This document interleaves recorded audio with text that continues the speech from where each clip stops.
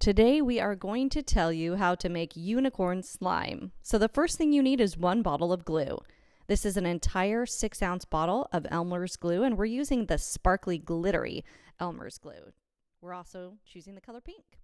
The next step is to add 1/2 teaspoon of baking soda. It only takes 1/2 teaspoon, and you're going to pour that right into the cup with the glue. And then you want to stir that around.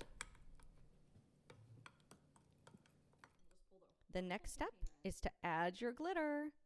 We chose to use pink glitter for this, but you can use any color of glitter you choose and stir it up really well. And then, if you want extra stretchy slime, you're going to add some water. So this is just an option, but if you add a little bit of water, we just used 1/4 of a cup and mixed it around.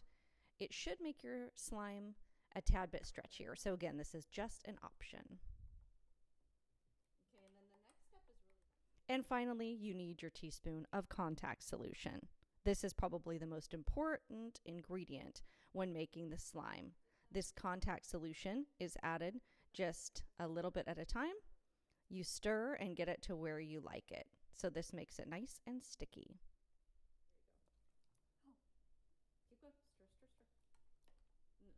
And you just add more as you need.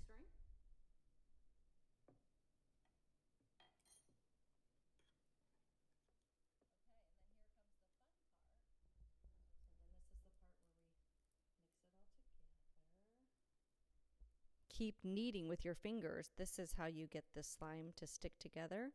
At first it's really messy and it'll be all over your fingers, but as you keep going, it starts to get stretchier, it stops sticking to your fingers, it gets less messy, and you have your slime formed into a nice gooey slime.